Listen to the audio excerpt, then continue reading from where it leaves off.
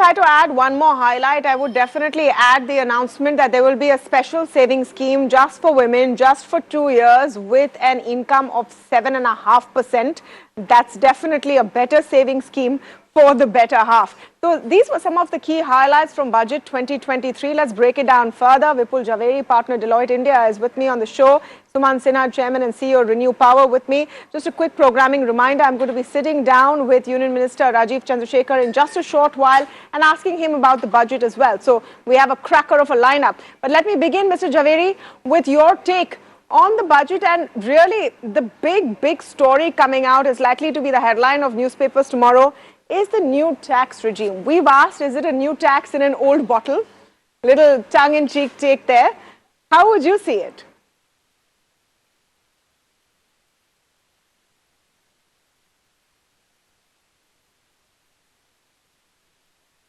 Yes, Mr. Javeri, can you hear me?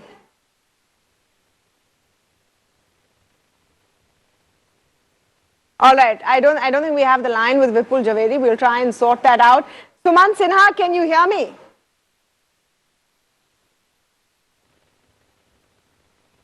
All right. Hi, Sumant. We talked about what a big green push it would be. It's also dovetailing into the life mission that Prime Minister Modi has announced late last year.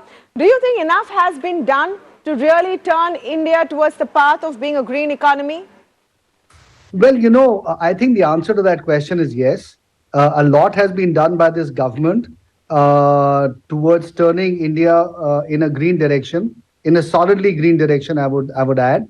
And it's not just what this budget has, of course, announced. There have been a number of steps that the government has taken even over and above the budget itself. And the national hydrogen policy, of course, is something that was announced most recently, that the FM also reiterated in the budget. But I think beyond that, the Prime Minister setting these massive targets for renewable energy by 2030, now the hydrogen target of 5 million tons by 2030, the carbon intensity of GDP coming down. So all of those targets are already there.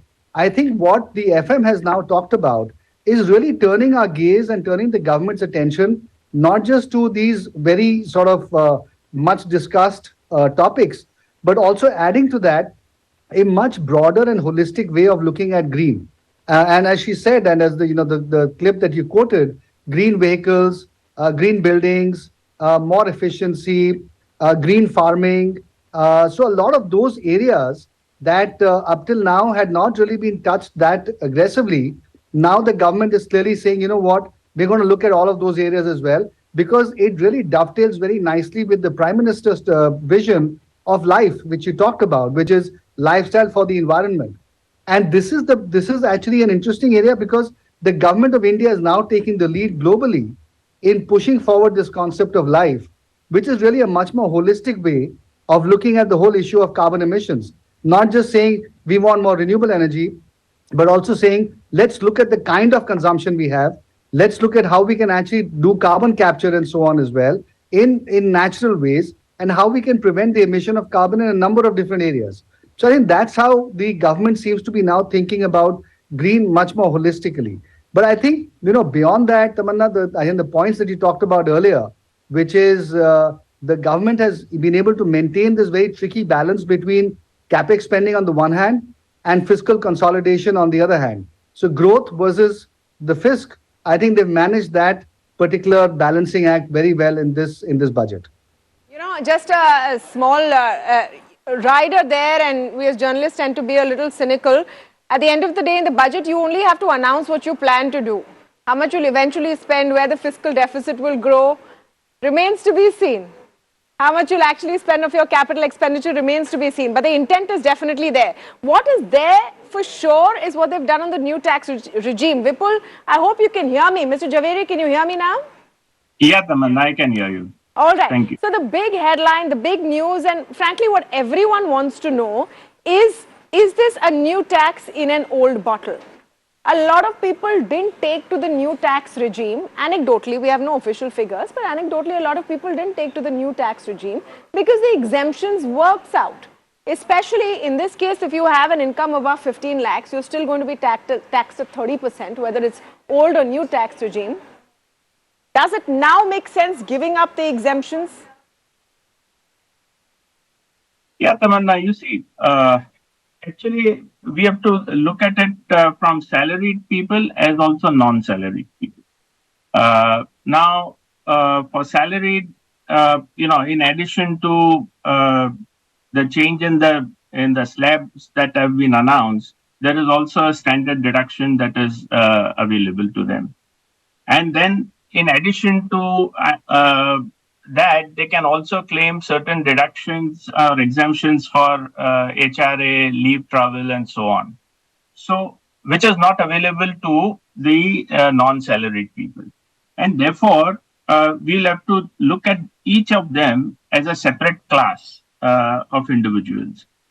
Now, certainly there is no one kind of answer, but one thing is certain that, because of the change in the slab, the tipping point to say whether I am, going to be benefited more by the old regime or by the new regime has shifted more towards the new regime, in favor of the new regime, that is.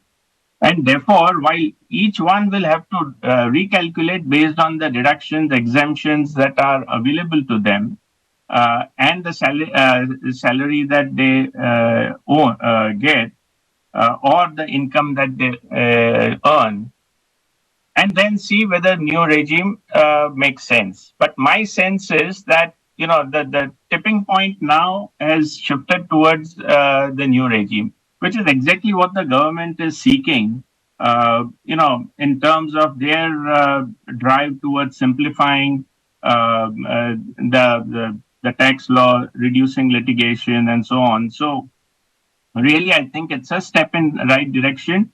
And you are right that last year this new regime was not very successful, and therefore this had to be done, which they have done, and hopefully there will be more takers for the new regime. Perhaps making it the default option will be that sort of big move, because people will have to make an effort, and if they aren't really clear about what works better, if they don't go to a personal finance advisor or take advice from a CA, it just might be easier, especially for new workforce coming in. So that could be a change. Just a quick word from you, Mr. Javeri, on what relief has been given for the quote-unquote super rich. The finance minister said this in her speech as well, that the highest tax an individual pays in this country has now reduced from about 42.5% to 39%. This is usually not what governments do in a pre-election budget. Do you think there's going to be a massive impact of this? Because this is for those who make 5 crores and above? Well, it will be a material kind of amount, of course, depending on the overall income, but 5 crores and you save 3%, that's roughly about 30 lakh rupees. So that can be an income for a family. So really, I think it is a substantial benefit, but in terms of the total, tax foregone, perhaps, it is not such a big dent. But having said that, there is also a counterbalance that, they have put in by subjecting these super rich to capital gain tax by limiting the exemption on investment in real estate, house property. And also there are, life insurance, term life insurance is another example where. So in a way, I think there is a trade-off, and all in all, it would be, possibly more money in the hands of the super rich, but it's a matter of time. You don't buy a house every year, so there can be a timing difference. More money in the hands of the super rich, more money in the hands definitely if you earn less than 7 lakh rupees. Did the middle class get that royal treatment that they were hoping for? It depends. You have to to your CA, look at your individual situation, whether you're a salaried employee, what your expenses are, and then make your decision. I want to come back to the big picture over here, Sumant Sinha, because this was supposed to be a budget, and this is supposed to be a budget which sort of steadies the ship for India in what is going to be a tough year globally. Export-oriented businesses are, going to be hit. Did you see enough support coming in for industry? I think I certainly did. I think there were two, three fairly major issues that this budget dealt with. Number one, of course, is the fiscal deficit, which we all know has a lot of consequential impacts on the economy in the form of higher borrowings, higher interest rates, and so on. I think the fact that the FM reduced it by 0.5% down to 5.9% and gave the glide path down to 4.5%, reiterated that, I think is very important, because what it does is it leaves more liquidity for the corporate sector to borrow from, and it leaves interest rates at a slightly better place, so that eventually as we borrow to fund growth and fund capex, or as individuals borrow for buying houses and cars and so on, it becomes cheaper to do that. And so therefore, that really creates a little bit of extra buoyancy in the economy. So I would say that's the first thing. The second thing is, by talking about spending so much extra money on the capex cycle, look, that will lead to demand for materials like steel and cement, and so on, all the other raw materials as well. There was also the additional impact of increasing the housing spend by almost 66%. So all of those issues will lead to really a much stronger capex push into the economy. Of course, as you rightly said, that money does have to be spent. Intent is one thing, doing it is a second thing altogether. But I'm pretty confident that this government, given all the momentum that it's built in a number of different areas, whether it's railways or roads or airports and so on, I think they'll find the ability of spending that money. And that, as it gets into the economy, will eventually lead to its own consequential impacts on reducing the friction, improving the logistics and the connectivity, and thereby making India a more efficient and effective place to export from. Thirdly, I would say the fact that they've cut taxes and, by the finance minister's numbers, essentially injected another 37,000 crores of tax reductions into the economy, which I'm sure will find its way into the economy, I think is ultimately going to lead to a demand creation as well.